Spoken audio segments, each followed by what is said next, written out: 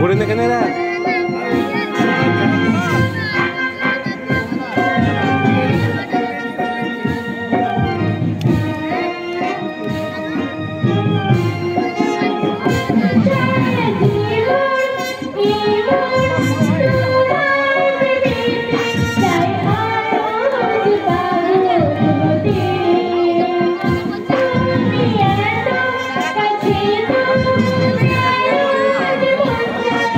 চুন আছে পিন্টু কাছে চুন আছে চুন চুন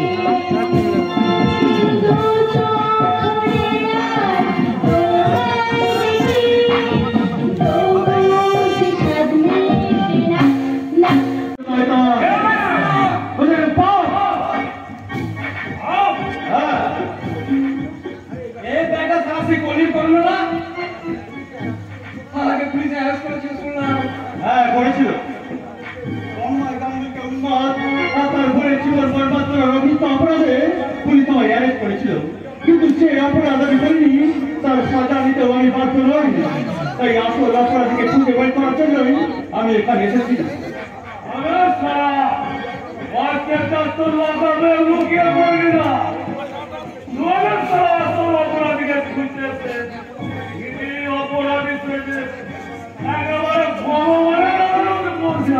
তার আগেই তোদের মাঝখান থেকে আসল অপরাধীকে খুঁজে বের করে তাকে আমি আইনের আদালতে তুলে দেবো। কে তন্ময় গাঙ্গুলি কর্মা চলছিস? কে তন্ময় গাঙ্গুলির বয়ে চুলে মারতে চলছিস? ভালো তাও তো আমার মাথার জবাব দে।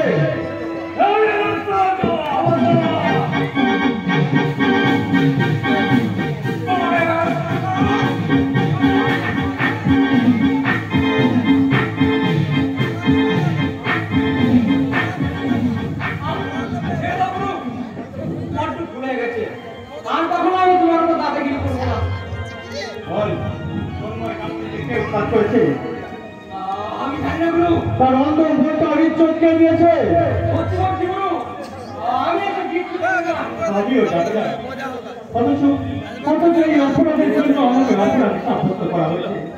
কিন্তু বিনা দোষে আমি তো কোনো শাস্তি দিতে তাই তোকে পিটিয়ে খুন করে তবেই আমি পুলিশের হাতে ধরা দেবো। মোগলাই করে গো, কেশবপুরে বাড়ি, কেশবপুরে বাড়ি মোগলাই করে, কেশবপুরে।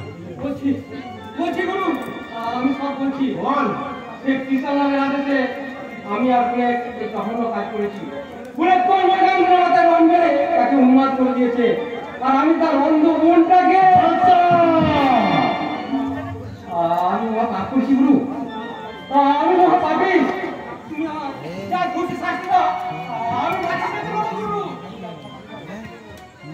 আমি যা শাস্তি দেবো তা তুই মেনে নিতে পারবি বাচ্চা?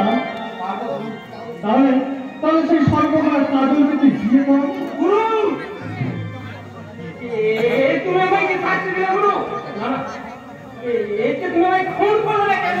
না না, এ হয় না গুরু, এতে তুমি আমার গলায় নিয়ে শেষ করে দাও।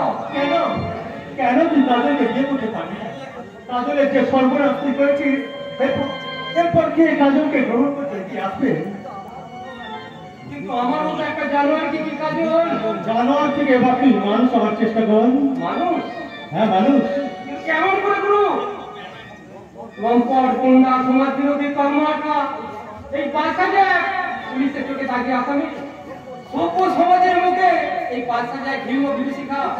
সেই বাচ্চার সত্যিকারের মানুষ হতে চাইলো, সমাজের মানুষকে তাকে মানুষ বলে মেনে নেবে, বিশ্বাস করবে? সেই সমাজে ভালো মানুষের কদর এখনো কমে যায়নি রে বাচ্চা। তুই ভালো হতে চাইলে সমাজ নিশ্চয়ই তোকে আপন করে কাছে টেনে নেবে। আমি তোকে ভালো কথা দিয়ে যাবো। তোকে মানুষের মতো মানুষ করে তুলবো। পারবি না বাচ্চা?